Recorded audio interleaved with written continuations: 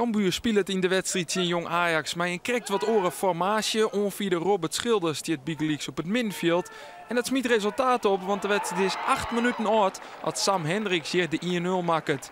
De mat bij zijn wurren, hij wordt wat geholpen door de keeper van Jong Ajax, Kotarski, die de bal losliet en hem Hendricks voor de voeten jouwt. Maar het is wel 1-0 voor Cambuur, een goede start.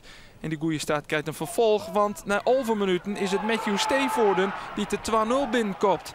Een bliksemstart voor Cambuur en de verdediger hij scoort een doelpunt. Het publiek zit nog te bekomen van die eerste 2 goals of het wordt al 3-0. Het is hier Robin Mauleux die de bal naar Kevin Jansen speelt. Die vindt onder de rechterkant Sam Hendricks. Die gaat wel heel makkelijk om zijn man heen. Liek het aan te zitten, maar het is een voorzet die bij de tweede peel binnentikt wordt door Nigel Roberta. Zo wordt het mooier en mooier voor Cambuur dat na 22 minuten op een 3-0 voorsprong stiert. Dan na een jaloeren is het Nigel Roberta die in balbezit komt. Maar een goede knal maakt het hij de 4-0 van.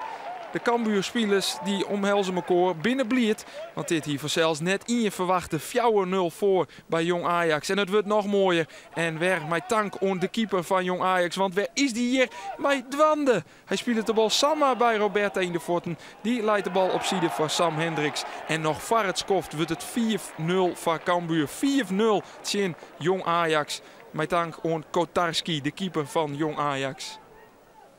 In de tweede helft zet Matthew Stevoorden dan de eindstand op het scorebord. Hij kopt hier de 6-0 binnen. En daar blijft het bij een geweldige overwinning van Cambuur dat mij 6-0 wint van Jong Ajax. We moeten gewoon erg blij zijn met vanavond, want het is wel knap na vrijdag hoe we ons vanavond hebben gepresenteerd.